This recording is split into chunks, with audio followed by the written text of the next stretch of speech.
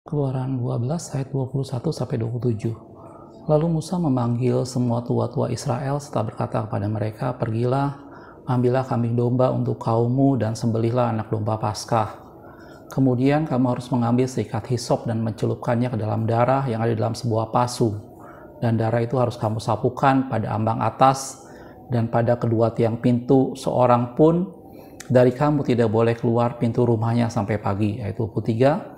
Dan Tuhan akan menjalani Mesir untuk menulahinya. Apabila ia melihat darah pada ambang atas dan pada kedua tiang pintu itu, maka Tuhan akan melewati pintu itu dan tidak membiarkan pemusnah masuk ke dalam rumahmu untuk menulahi.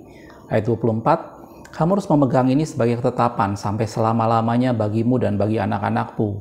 Dan apabila kamu tiba di negeri yang akan diberikan Tuhan kepadamu, seperti yang difirmankannya, maka kamu harus pelihara ibadah ini. Dan apabila anak-anakmu berkata kepadamu, "Apakah artinya ibadahmu ini?" maka haruslah kamu berkata, "Itulah korban Paskah bagi Tuhan yang melewati rumah-rumah orang Israel di tanah Mesir ketika ia menulahi orang Mesir, tetapi menyelamatkan rumah-rumah kita." Lalu berlututlah bangsa itu dan sujud menyembah. Oke, shalom, selamat malam. Kita ketemu di channel Pelita Kakiku, karena firman-Mu adalah pelita bagi kakiku dan terang bagi jalanku. Beberapa hari ke depan kita akan merayakan Paskah, dan kalau Tuhan izinkan beberapa hari ini saya akan membahas banyak firman Tuhan, seri tentang Countdown to Passover, gitu ya. Dan kemarin juga saya sudah share salah satu video yang pernah saya buat mengenai darah perjanjian. Hari ini kita akan membahas banyak mengenai Yesus adalah domba Paskah, atau biasa kita sering kita mendengar dengan kata bahwa Yesus adalah anak domba Allah. Sebenarnya itu berhubungan semata-mata dengan domba Paskah, karena itu Yesus digelari dengan anak domba Allah, gitu ya. Ayat yang baru kita baca adalah peristiwa pada waktu itu pertama kali kata Paskah diperkenalkan. Bagaimana pada menjelang Tulah ke-10, Musa berkata kepada umat Tuhan suruh mengambil seekor domba Paskah, dan kemudian darahnya diituin pada tiang atas dan tiang kedua rumahnya. Dan kemudian apabila malaikat Tuhan lewat, dia melihat darah, maka tidak akan menulahinya, tidak akan ada kematian anak sulung di sana. Dan Musa berpesan kepada mereka, ibadah itu harus mereka jaga dan lakukan terus sampai nanti kalau mereka sudah masuk dalam tanah perjanjian. Dan kalau anak-anakmu berkata, "Apa arti ibadah ini?" maka itu semua menunjukkan bahwa Tuhan menulahi tanah Mesir, tetapi menyelamatkan mereka semua sehingga tidak ada kematian anak-anak sulung di orang-orang Israel yang di pintu rumahnya ada darah. Dan itulah Paskah yang pertama yang mulai diperkenalkan, gitu ya. Dan kita akan melihat lebih jauh lagi bahwa ini menjadi sesuatu hal yang tidak hanya terjadi pada masa zaman Musa, tetapi juga terjadi pada zaman-zaman berikutnya. Seperti kita lihat akan beberapa contoh firman Tuhan, saya akan tunjukkan. Peristiwa itu kemudian terjadi juga pada zaman raja-raja, gitu ya.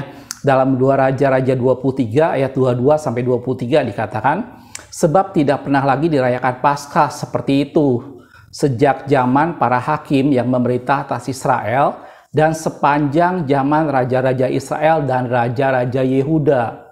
Gitu ya. Jadi sempat ada masa vakum di mana pada waktu itu pada zaman raja-raja sejak masa hakim-hakim sampai dengan raja Israel maupun Yehuda tidak pernah ada perayaan Paskah sampai kemudian masuk zaman Yosia.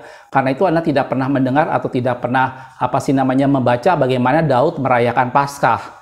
Karena memang sebelumnya terjadi pada masa hakim-hakim zaman Samuel dan kemudian sampai dengan zaman Raja Yosia. Walaupun sebelumnya ada Raja Hizkia yang sempat membuat Paskah, tetapi perayaannya sangat berbeda dengan yang dilakukan oleh Raja Yosia. Kemudian ayat 23-nya, "Tetapi barulah dalam tahun ke-18 zaman Raja Yosia, Paskah ini dirayakan bagi Tuhan di Yerusalem." Gitu ya. Jadi pada zaman raja-raja dilakukan juga seperti itu, walaupun sempat vakum berapa lama, dan kemudian Yosia kembali mengadakan suatu perayaan Paskah besar-besaran, gitu ya. Sebelumnya pernah ada Raja Hizkia yang saya bilang tadi, yang kemudian sempat membuat Paskah tertunda sampai dengan bulan yang kedua. Paskah ini sendiri dilakukan pada bulan pertama, bulan Abib atau bulan Nisan, pada tanggal 14 bulan itu, gitu ya. Dan cerita yang lain kalau kita lihat dalam 2 Tawarikh 35 ayat 18 dikatakan, Paskah semacam itu tidak pernah lagi dirayakan di Israel sejak Nabi Samuel, gitu ya. Seorang pun di antara raja-raja Israel tidak pernah merayakan Paskah seperti yang dirayakan Yosia dan para imam dan orang-orang Lewi dengan seluruh orang-orang Yehuda dan Israel yang dapat hadir dan dengan penduduk Yerusalem. Jadi sejak pertama pada zaman Musa, Allah sudah mengajarkan mereka bahwa itulah Paskah yang pertama, bagaimana Tuhan lalu dari sana dan kemudian mereka menyembelih kambing domba dan darahnya dibasuhkan pada tiang, yang saya yakin Anda dan saya sudah familiar dengan cerita ini. Gitu ya. Kemudian Paskah besar-besaran berikutnya terjadi mulai pada zaman raja-raja, khususnya pada zaman Raja Yosia. Gitu ya. Setelah umat Tuhan kembali dari pembuangan Babilonia, kemudian masuk zaman Esra. Esra melakukan hal yang sama dengan perayaan Paskah. Gitu ya. Dalam Esra 6 ayat 19 dikatakan, dan pada tanggal 14 bulan pertama, mereka pulang dari pembuangan merayakan Paskah. Jadi sejak ada di zaman Musa, memang itu dirayakan pada bulan pertama, bulan Abib, yang kemudian pada zaman Esra dikatakan dengan istilah bulan Nisan, dan itu dilakukan setiap tanggal 14. Gitu ya. Hizkia pernah membuat perayaan Paskah mundur 1 bulan, karena pada waktu itu ada pentahbisan bait suci. Gitu ya. Dan Esra kembali melakukannya bahwa itu pada bulan pertama, bulan Nisan, pada tanggal 14 setelah mereka kembali dari pembuangan Babilonia. Gitu ya. Di ayat yang ke-20 di Esra 6 tadi, satu ayat setelahnya, karena para imam dan orang-orang Lewi bersama-sama mentahirkan diri, sehingga tahirlah mereka sekalian, demikianlah mereka menyembelih anak domba Paskah bagi semua orang yang pulang dari pembuangan, dan bagi saudara-saudara mereka, yakni para imam, dan bagi dirinya sendiri. Gitu ya. Kemudian masuk pada zaman Yesus, kita tahu sendiri bahwa Yesus mengenapi sebagai anak domba Paskah, dia mengenapi itu semua. Dan menjelang Yesus ditangkap, itu momennya juga berkenaan dengan Paskah orang Yahudi, dikatakan seperti itu. Dalam Matius 26 ayat yang kedua dikatakan, kamu tahu bahwa 2 hari lagi akan dirayakan Paskah. Anak manusia akan diserahkan untuk disalibkan. Jadi Yesus tahu persis bahwa dia akan disalibkan, dia akan mengenapi firman Tuhan bahwa dialah anak domba Paskah itu. Dan waktu itu ada perayaan orang Yahudi, yaitu perayaan Paskah yang secara tradisi mereka sudah lakukan dari sejak zaman Musa. Gitu ya. Dalam Markus 14 ayat yang pertama dikatakan hari raya Paskah dan hari raya roti tidak beragi akan dimulai 2 hari lagi. Imam-imam kepala dan ahli-ahli Taurat mencari jalan untuk menangkap dan membunuh Yesus dengan tipu muslihat. Gitu ya. Mereka tidak mengerti bahwa Yesus itulah anak domba Paskah, tetapi mereka berpikir bahwa menjelang sebentar lagi ada hari raya Paskah dan ada roti tidak beragi, mereka berikhtiar bagaimana caranya untuk membunuh Yesus. Dan itu adalah peristiwa-peristiwa Paskah dalam firman Tuhan yang tentunya setiap zaman tadi berlangsung. Gitu ya. Dan akhirnya pada satu ketika kita mengerti bahwa setelah kita masuk dalam perjanjian lama, Paskah di sini bukan lagi berbicara bagaimana Allah membebaskan umat Tuhan dari perbudakan Mesir, tetapi bagaimana di sini berbicara bahwa Yesus mengenapi itu semua, bahwa Yesuslah yang menjadi domba Paskah itu sendiri. Dia mengorbankan dirinya dan dia mati di kayu salib dan dia menjadi domba Paskah itu sendiri sehingga membuat umat Tuhan dibebaskan. Gitu ya. Dan sebenarnya kalau kita kembali dalam firman Tuhan, memang tadi saya sudah bilang kata Paskah itu sendiri mulai dikenal pada zaman Musa. Tetapi kalau kita perhatikan sebenarnya gambaran tentang bagaimana Yesus mengenapi domba Paskah itu sendiri, itu sudah ada sejak zaman Abraham. Bagaimana pada waktu itu adalah Abraham mempersembahkan anaknya yang tunggal, yaitu Ishak. Gitu ya. Dalam Kejadian 22 ayat yang ke-8 dikatakan, sahut Abraham, Allah akan menyediakan anak domba untuk korban bakaran baginya, anakku. Demikianlah keduanya berjalan. Waktu itu Abraham mengajak Ishak untuk naik ke atas gunung. Kemudian Ishak bertanya, di mana anak domba yang mau disembelih itu? Gitu ya. Kemudian Abraham berkata bahwa Tuhan akan menyediakan. Dan di sanalah di Bukit Moria lah Abraham hendak mempersembahkan Ishak, dan itu sebenarnya adalah gambaran dari Paskah yang sesungguhnya. Gitu ya. Walaupun tadi saya sudah bilang kata Paskah sendiri mulai diperkenalkan pada zaman Musa pada waktu menjelang tulah yang ke-10. Gitu ya. Dan itu semua yang ingin kita lihat sama-sama, bahwa Paskah ini menjadi sesuatu yang mungkin Anda dan saya sudah sangat kenal sebagai orang Kristen. Dan ini menjadi salah satu bagian hari raya yang mungkin banyak orang menganggap bahwa ini tidak sepenting seperti hari raya Natal. Kadang-kadang perayaan Paskah jauh lebih sederhana ketimbang perayaan Natal. Padahal Paskah ini menjadi sesuatu hal yang krusial. Paskah ini menjadi sesuatu hal yang penting, yang pada masa perjanjian lama dianggap itu sebagai satu hari di mana sejak umat Tuhan keluar dari perbudakan Mesir, itulah Paskah yang mereka rayakan. gitu ya, dan dirayakan terus bahkan sampai pada zaman Yesus. Menjelang hari Paskah, imam-imam besar berusaha untuk membunuh Yesus. Mereka tidak mengerti bahwa Yesus itulah anak domba Paskah yang akan menggenapi seluruh peristiwa Paskah yang mereka jalani sejak zaman Musa. Dan sebenarnya sejak awal Allah sudah memberikan gambaran bahwa yang disebut dengan Paskah sesungguhnya itu adalah pada saat Abraham mempersembahkan anaknya yang tunggal. Dan itu menjadi gambaran bahwa seperti itulah Bapa yang hendak mempersembahkan anaknya sebagai satu ganti tebusan bagi dosa manusia. Gitu ya. Dan kalau kita perhatikan ada salah satu ciri yang tadi saya bilang, salah satu ciri yang terjadi pada peristiwa Paskah adalah mereka harus menyembelih domba Paskah. Ini menjadi sesuatu hal yang tidak bisa tidak. Tidak ada perayaan Paskah tanpa penyembelihan domba Paskah. Gitu ya. Dalam Ulangan 16 ayat yang kedua dikatakan, maka engkau harus menyembelih kambing domba dan lembu sapi sebagai korban Paskah bagi Tuhan Allahmu di tempat yang akan dipilih Tuhan untuk membuat namanya diam di sana. Jadi Paskah ini bicara soal domba yang kemudian disembelih, yang kemudian darahnya ditaruh pada tiang pintu yang membuat orang yang ada di dalamnya tidak mengalami kebinasaan. Paskah ini bicara soal domba yang disembelih, gitu ya. Dan ini bicara soal seorang anak tunggal yang kemudian dipersembahkan untuk Tuhan. Gitu ya. Dan ini semua mengenapi kata firman Tuhan tentang nubuatan Nabi Yesaya, bagaimana Yesaya bernubuat tentang dia seperti domba kelu yang dibawa ke pembantaian. Gitu ya. Dalam Yesaya 53 ayat yang ke-7 dikatakan, dia dianiaya tetapi tidak membiarkan diri ditindas dan tidak membuka mulutnya, seperti anak domba yang dibawa ke pembantaian, dan itulah domba Paskah, saudaraku. Itu ya, seperti induk domba yang keluh di depan orang-orang yang mengunting bulunya, ia tidak membuka mulutnya. Beberapa ayat di bawahnya, ayat yang ke-10, tetapi Tuhan berkehendak merembukan dia dengan kesakitan. Apabila dia menyerahkan dirinya sebagai korban penebus salah, ia akan melihat keturunannya. Ini yang penting, saudaraku. Gitu ya. Yesus mengerti sejak dia datang bahwa dia datang ke dunia untuk menyerahkan nyawanya menjadi tebusan. Dia datang ke dunia untuk menyerahkan nyawanya menjadi domba Paskah supaya tidak ada kebinasaan pada manusia. Dan dikatakan dalam firman Tuhan, apabila dia menyerahkan dirinya sebagai korban penebus salah, ia akan melihat keturunannya.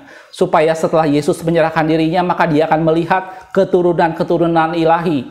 Itu ya, ia akan melihat keturunannya, umurnya akan lanjut, dan kehendak Tuhan akan terlaksana olehnya. Jelas aku? Jadi apa sih namanya dari video ini saya ingin kita sama-sama melihat bahwa Paskah mungkin bukan sesuatu hal yang aneh atau yang asing di tengah kita. Tapi saya ingin mengingatkan kembali bahwa Paskah menjadi suatu perayaan, menjadi satu hari raya di mana pada waktu itu umat Tuhan harus menyembelih sebuah domba Paskah, seekor domba Paskah. Gitu ya. Dan domba Paskah ini yang darahnya kemudian ditaruh di ambang pintu dan di sana tidak ada kematian lagi. Gitu ya. Dan Yesus mengenapi itu semua. Dia seperti anak domba yang keluh yang dibawa ke pembantaian. Gitu ya. Dan sebenarnya sebelum ada kata Paskah, Allah sudah mengajar terlebih dahulu tentang seorang anak tunggal yang dipersembahkan. Dan itu digambarkan pada waktu Abraham mempersembahkan Ishak. Gitu ya. Dalam Yohanes 1 ayat 29, pada saat pertama kali proklamasi yang dilakukan oleh Yohanes Pembaptis tentang siapa pribadi Yesus, dalam Yohanes 1 ayat 29 dikatakan, pada keesokan harinya Yohanes melihat Yesus datang kepadanya dan ia berkata, lihatlah anak domba Allah yang menghapus dosa dunia. Itu yang pertama kali melekat pada pribadi Yesus. Karena dia datang sebagai domba Paskah, dia datang sebagai domba yang akan disembelih untuk menebus dosa manusia. Dan apabila dia mati sebagai korban penebus salah, maka dia akan melihat keturunan-keturunannya, kata firman Tuhan tadi. Jelas, saudaraku? Jadi itu semua menjadi sesuatu hal bagaimana Yesus menggenapi perayaan Paskah sesungguhnya. Tidak ada perayaan Paskah tanpa pribadi Yesus. Karena Yesus itu adalah domba Paskah itu sendiri. Dan dia mengenapi semua peristiwa tentang Paskah itu sendiri. Jelas, saudaraku? Dan kalau kita kembali tentang beberapa hal yang kalau kita melihat lebih rinci tentang hal domba Paskah ini. Yang pertama ada beberapa aturan yang kita mau lihat tentang pada domba Paskah ini. Kalau Anda perhatikan dalam Keluaran 12 tadi, beberapa ayat di atasnya, ayat yang pertama, ayat di atasnya, ayat yang kelima dikatakan, Keluaran 12, anak dombamu itu harus jantan, tidak bercela, berumur setahun. Kamu boleh ambil domba atau kambing. Ini syarat pertama yang diberikan oleh Musa pada waktu itu untuk merayakan Paskah. Dikatakan, anak dombamu itu harus jantan, tidak bercela, dan berumur setahun. Gitu ya, saya bukan orang yang ahli dalam hal hewan, peternakan dan segala macam. Saya tidak mengerti kenapa harus diambil umur setahun dan segala macamnya. Tetapi kalau kita perhatikan dalam firman Tuhan dalam 1 Petrus 1 ayat 18-19 dikatakan, sebab kamu tahu bahwa kamu telah ditebus dari cara hidupmu yang sia-sia, yang diwarisi dari nenek moyangmu, bukan dengan barang yang fana, bukan pula dengan emas atau perak, melainkan darah yang mahal, yaitu darah Kristus, yang sama seperti darah anak domba yang tak bernoda dan tak bercacat. Gitu ya. Tadi syarat yang pertama yang digambarkan, aturan yang pertama yang digambarkan tentang anak domba Paskah ini adalah dia harus jantan, tidak bercacat celah, dan kemudian dia berumur setahun. Dan dalam firman Tuhan dikatakan bahwa kita ditebus dengan darah Kristus. Cuman ada sedikit kata yang kurang pas, saudaraku. Dikatakan di sana adalah melainkan dengan darah yang mahal, yaitu darah Kristus yang sama seperti. Kata sama seperti dalam terjemahan aslinya bukan dikatakan sama seperti, tetapi dikatakan sebagai. Saudaraku, jadi kalau kita balik lagi ke 1 Petrus tadi ayat yang 19, melainkan dengan darah yang mahal, yaitu darah Kristus, sebagai darah anak domba yang tak bernoda dan tak bercacat. Jelas, saudaraku, pada saat itu orang Israel memilih secara kasat mata. Mereka memilih anak domba yang kelihatannya tidak cacat, telinganya, kakinya, atau fisiknya sebatas hanya pengamatan mereka, dalam arti kata tidak bercela di sini. Gitu ya. Mungkin tidak ada penyakit, tidak ada segala sesuatu yang mereka lihat dan dianggap itulah anak domba yang tidak bercacat celah. Tetapi Allah melihat jauh dari itu semua, dan itu semua digenapi pada pribadi Yesus. Dan kita ditebus dengan cara hidup kita yang sia-sia, bukan dengan barang yang fana, bukan dengan emas dan perak, tetapi dengan darah yang mahal, yaitu darah Kristus sebagai darah anak domba yang tidak bercacat dan bercela. Gitu ya. Dan hal yang kedua yang menarik pada anak domba Paskah itu, dia harus disimpan selama 4 hari. Gitu ya. Kalau Anda perhatikan dalam Keluaran tadi, baik lagi ke Keluaran 12, di ayat di atasnya, ayat yang ketiga dikatakan, katakanlah kepada segenap jemaah Israel, pada tanggal 10 bulan ini, itu bulan pertama, bulan Abib atau bulan Nisan, ambillah oleh masing-masing seekor anak domba, menurut kaum keluarga, seekor anak domba untuk tiap-tiap keluarga. Tanggal 10 mereka harus memilih seekor anak domba untuk tiap-tiap keluarga. Masing-masing keluarga mereka harus memilih tanggal 10 bulan ini, mereka harus memilih itu semua. Gitu ya. Dan tanggal 10 dipilihlah seekor anak domba. Yang dikatakan tadi, dengan pemandangan mata mereka tidak bercacat celah, tidak ada noda, dia jantan dan berumur setahun. Gitu ya. Kemudian kalau kita perhatikan lanjutannya di ayat yang ke-6-nya di Keluaran 12, kamu harus mengurungnya sampai hari yang ke-14 bulan ini. Mereka pilih pada hari yang ke-10 bulan ini, dan mereka harus kurung itu sampai hari ke-14. Dikatakan seperti ini. Lalu seluruh jemaah Israel yang berkumpul harus menyembelihnya pada waktu senja. Jadi hal yang pertama tentang domba Paskah tadi adalah dia harus jantan, tidak bercacat celah, dan kemudian berumur setahun. Dan tadi kata firman Tuhan bahwa kita sudah ditebus dengan darah yang mahal, yaitu darah Kristus yang sebagai anak domba yang tidak bercacat celah. Gitu ya. Dan yang kedua, dia harus disimpan, diambil pada tanggal 10, dan kemudian dikurung sampai tanggal 14, dan kemudian disembelih. Itu artinya selama 4 hari domba itu akan dikurung. Anak domba itu akan dikurung selama 4 hari sampai kemudian dia akan disembelih. Dan ini menjadi sesuatu hal yang menarik, saudaraku. Gitu ya. Kalau Anda perhatikan tentang petajaman yang pernah saya gambarkan pada salah satu peristiwa akhir zaman, bagaimana digambarkan sebagai 3 bulatan masing-masing 2000 tahun. Gitu ya, 2000 tahun pertama itu zaman Bapa, 2000 tahun yang kedua itu zaman Anak, dan kemudian 2000 tahun yang ketiga itu zaman Roh Kudus, dan kemudian sisanya 1000 tahun terakhir itu kerajaan 1000 tahun damai. Dalam firman Tuhan dikatakan 1 hari manusia sama dengan 1000 tahun, gitu ya. 1 hari di mata Tuhan sama dengan 1000 tahun. Dan kita tahu dalam 2 bulatan yang pertama tadi, kemudian di sanalah Yesus disalibkan, dan itu digambarkan seperti 4000 tahun. Dan dalam firman Tuhan dikatakan bahwa anak domba tadi harus dikurung dari tanggal 10 sampai dengan tanggal 14. Jadi Anda bisa bayangkan pada peristiwa waktu pertama kali Adam dan Hawa jatuh ke dalam dosa, dan kemudian Allah berkata kepada ular itu bahwa keturunan dari perempuan ini akan menginjak kepala ular. Maka sejak hari itu anak domba itu dikurung selama 4 hari, yaitu 4000 tahun. Sampai pada masanya Yesus menyatakan dirinya dan dia disembelih sebagai anak domba Paskah. Jelas aku. Karena itu kalau kita perhatikan saatnya memang akan tiba bahwa Yesus akan menyatakan dirinya dan kemudian dia datang sebagai manusia dan dia akan mati sebagai anak domba Paskah yang menggenapi sebuah kata firman Tuhan. Dan itu hal berikutnya tentang anak domba Paskah, dia dikurung selama 4 hari.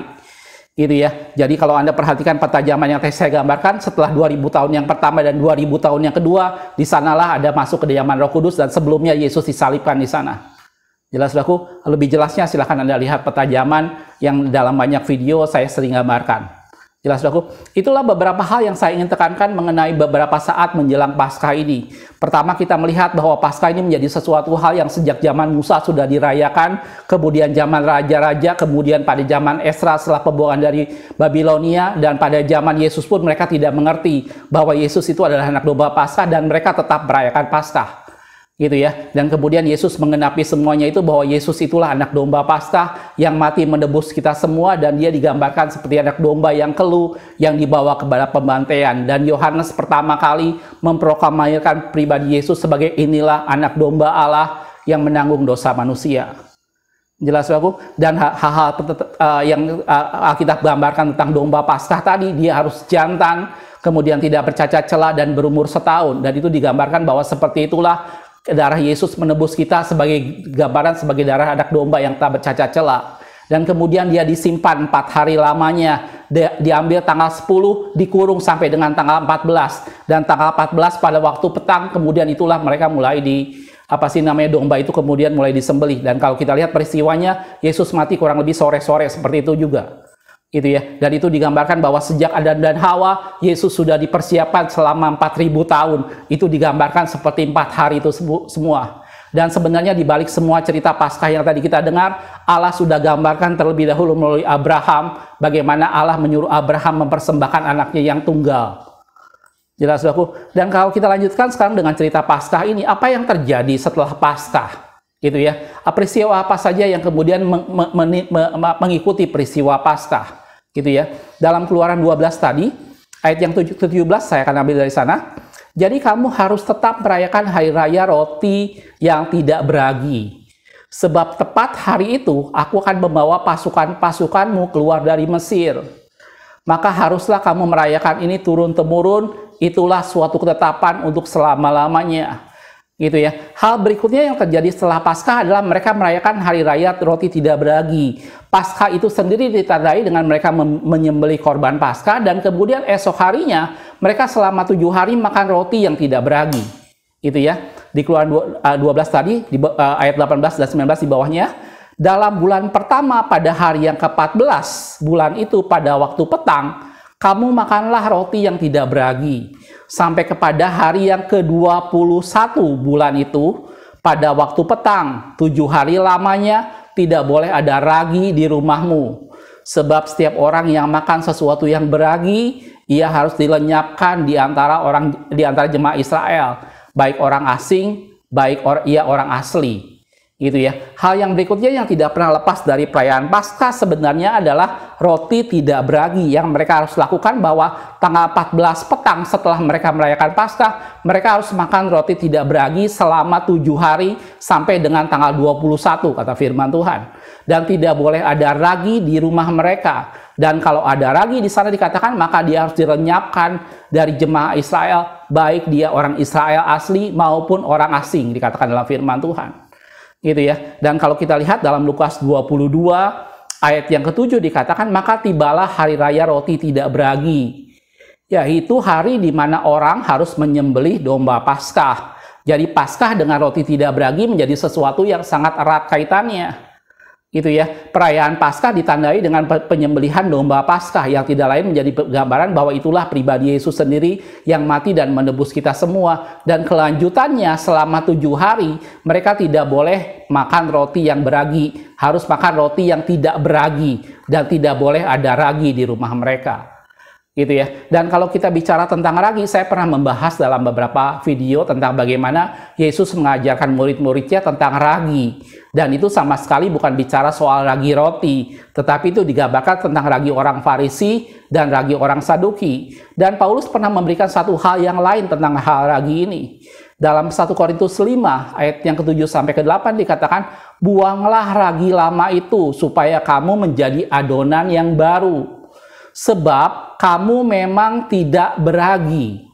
Gitu ya. Seringkali kita berpikir enak sekali ya jadi orang Kristen. Domba Paskah ini bicara soal bagaimana Yesus mati dan menebus kita semua. Mungkin banyak sekali orang yang berkata bahwa enak sekali menjadi orang Kristen, bahwa dosa-dosanya Yesus yang tanggung. Gitu ya. Membuat kita semua menjadi seakan-akan kita bebas dong berbuat dosa lagi. Enak banget kita berbuat dosa dan kemudian Yesus yang nanggung itu semua. Gitu ya. Ada beberapa hal yang perlu kita perhatikan di sini, saudaraku. Pertama, saya kasih ilustrasi sederhana, saudaraku. Kalau Anda seorang ayah atau seorang orang tua, sepasang orang tua yang kemudian mempunyai anak yang Anda sayang, dalam satu ketika anak Anda masuk sekolah dan dia harus membayar sejumlah uang tertentu. Pertanyaan saya adalah, apakah Anda sebagai orang tua tidak menanggung biaya itu? Tentunya kita akan menanggungnya. Kenapa? Karena anak kita belum mampu melakukan itu semua. Gitu ya. Sebagai bukti bahwa kita mengasihi anak kita, sebagai bukti bahwa kita orang tua yang bertanggung jawab, maka kita akan menanggung biaya walaupun itu untuk keperluan anak kita. Gitu ya. Dan seperti itulah yang digambarkan bagaimana Yesus menanggung dosa kita semua karena semata-mata Allah mengasihi kita. Gitu ya. Paskah bicara soal domba Paskah, yaitu Yesus sendiri yang datang menjadi manusia, yang adalah pribadi Allah yang mengosongkan dirinya dan mengambil rupa seorang hamba. Dan itu semata-mata karena Allah mengasihi manusia. Kalau Allah menganggap kita sebagai anak-anak yang dikasihinya, dan Allah tahu persis bahwa manusia tidak bisa membayar semua hutang dosa yang ada padanya. Gitu ya. Dan ini digambarkan bahwa Allah memberi kepada manusia kesempatan kedua. Di video yang saya sempat share di postingan terakhir tentang darah perjanjian, itu bicara bahwa Allah memberi kepada Anda dan saya kesempatan kedua. Gitu ya. Dan saya gambarkan tadi seperti halnya seperti itu. Itu menjadi sesuatu hal yang lumrah apabila ada orang tua yang menanggung sesuatu buat anaknya, bukan? Gitu ya. Kita tidak pernah berpikir enak banget ya jadi anak semuanya ditanggung sama orang tua. Oh tidak, saudaraku. Semua orang tua akan melakukan hal yang itu. Dan kita menganggap adalah itu sesuatu hal yang rubah. Sampai waktunya nanti anak itu bisa melakukannya semua sendiri dan dia bisa menghasilkan uang dan menanggung semua biayanya sendiri. Gitu ya. Dan seperti itulah sebenarnya Allah lakukan buat Anda dan saya. Gitu ya. Karena itu hal yang kedua yang kalau kita bicara soal bagaimana hal yang terjadi setelah Paskah, ini bicara soal roti tak beragi. Gitu ya. Paskah bukan semata-mata bahwa Allah menanggung dosa kita di atas kayu salib, itu betul, saudaraku. Gitu ya. Tetapi ada lanjutannya, yaitu kita harus merayakan roti tak beragi. Dan ini yang Paulus gambarkan tadi, gitu ya. Supaya kamu menjadi adonan yang baru. Kita kembali ke 1 Korintus 5 tadi. Sebab kamu memang tidak beragi, sebab anak domba Paskah juga telah disembelih, yaitu Kristus. Jelas kata firman Tuhan bahwa anak domba Paskah telah disembelih, yaitu Kristus. Lanjutannya, karena itu marilah kita berpesta, bukan dengan ragi yang lama, bukan pula dengan ragi keburukan dan kejahatan, tetapi dengan roti yang tidak beragi. Apa itu? Yaitu kemurnian dan kebenaran.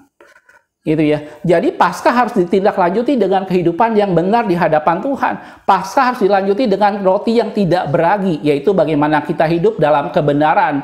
Kita tidak menyia-nyiakan anugerah yang Tuhan berikan, kita tidak menyia-nyiakan karya keselamatan yang sudah Tuhan berikan, tetapi kita hidup dalam kemurnian dan dalam kebenaran, kata firman Tuhan. Dan itulah roti tak beragi. Jelas ya, Bu? Jadi dari sini semua kita ingin sama-sama melihat yang pertama bahwa Paskah itu menjadi sesuatu yang sudah sejak lama dirayakan dalam firman Tuhan. Dan itu pertama digambarkan bahwa Paskah menggambarkan bahwa mereka dibebaskan dari dosa. Percuma umat Tuhan merayakan Paskah kalau mereka tidak bergegas keluar dari Mesir. Karena itu kalau Anda pelajari Keluaran pasal 12, salah satu bagiannya dikatakan di sana, kamu harus makan dengan terburu-buru. Gitu ya. Karena pada malam itu Tuhan akan membawa kamu keluar dari Mesir. Gitu ya. Perayaan Paskah menjadi sesuatu yang istimewa, menjadi sesuatu yang penting karena pada waktu itu tidak ada kematian. Pada waktu itu mereka merayakan roti tak beragi, dan pada waktu itu mereka bersiap keluar dari Mesir. Gitu ya. Karena itu jangan Anda berpikir, oh saya enak sekali menjadi orang Kristen, dosa saya ditanggung. Anda harus keluar dari Mesir. Kita tidak bisa lagi hidup dalam dosa. Allah sudah memberikan pada kita kesempatan. Dia menanggung semua dosa-dosa kita, dia menjadi domba Paskah yang menebus kita. Gitu ya. Dan itu juga digambarkan seperti roti tak beragi. Di mana dikatakan bahwa apa sih namanya yang dimaksud dengan roti tidak beragi itu bagaimana kita hidup dalam kemurnian dan kebenaran. Jelas, saudaraku? Jadi itulah hal tentang Paskah yang saya ingin gambarkan, yaitu bagaimana Yesus adalah domba Paskah. Dia mati buat Anda dan saya, dia menebus dosa-dosa kita, dia menanggung setiap dosa-dosa kita. Dia sebagai Allah yang mengasihi kita, maka dia rela menanggung itu semua karena dia mengasihi Anda dan saya. Tidak ada kewajiban pada pribadi Yesus untuk melakukan itu semua, tetapi dia lakukan karena dia mengasihi Anda dan saya. Gitu ya. Dan itu semua membawa kita pada satu kesempatan baru, membawa kita pada satu kehidupan yang baru. Bagaimana kita harus hidup dengan tidak beragi, dan bagaimana kita harus bergegas keluar dari Mesir. Dan itu menggambarkan bagaimana kita tidak lagi hidup di dalam dosa. Jelas, saudaraku? Dan sebagai penutup kita akan lihat beberapa ayat dalam firman Tuhan dalam Wahyu 5 ayat 12. Kalau saya perhatikan dari sekian banyak bagian dalam firman Tuhan, kata anak domba itu justru paling banyak tertulis pada kitab Wahyu. Dan itu menggambarkan bahwa itulah pribadi Yesus yang sesungguhnya. Bahwa dia datang sebagai anak domba Allah, dia datang sebagai domba Paskah yang mengenapi itu semua.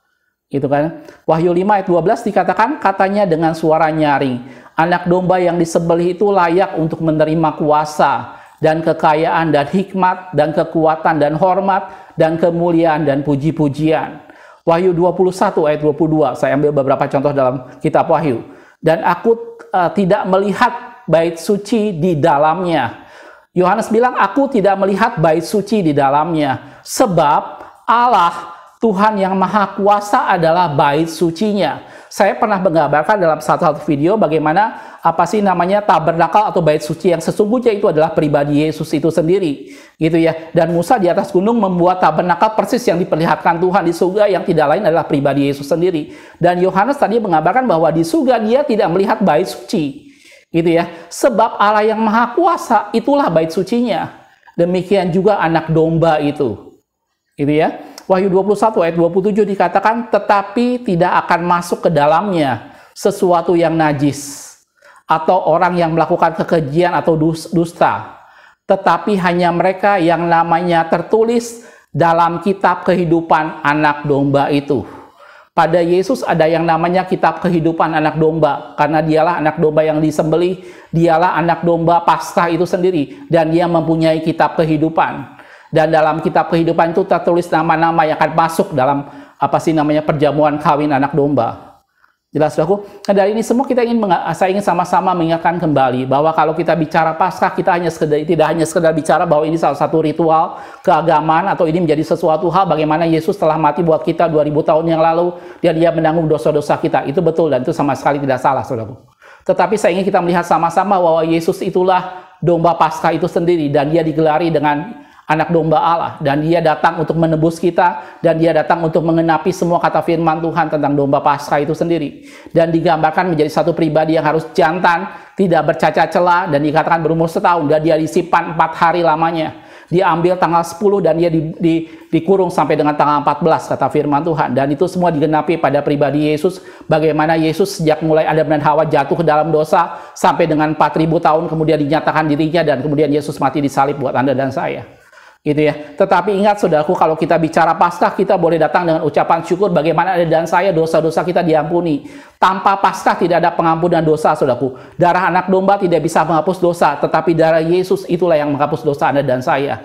Dia menanggung setiap dosa-dosa kita di atas kayu salib, dan dia membuat Anda dan saya memperoleh kehidupan. Tidak ada kematian buat orang-orang yang hatinya ada darah anak domba itu sendiri. Gitu ya. Tetapi bukan berarti kemudian kita hidup bermewah-mewah, bukan berarti kita hidup di dalam dosa. Ingat, kita harus hidup bergegas dan keluar dari Mesir. Ingat, setelah Paskah kita harus merayakan Hari Raya Roti Tak Beragi, dan ini bicara bagaimana kita hidup dalam kebenaran, bagaimana kita hidup di dalam kekudusan, dan itulah Hari Raya Paskah yang akan kita peringati sebentar. Jelas, saudaraku? Mudah-mudahan dari video ini memberikan satu wawasan baru tentang perayaan Paskah, dan saya bilang tadi kalau Tuhan izinkan beberapa hari ke depan saya akan membahas banyak video tentang countdown to Passover. Jelas, saudaraku? Makasih sudah menonton. Kita ketemu di video berikutnya. Tuhan Yesus memberkati.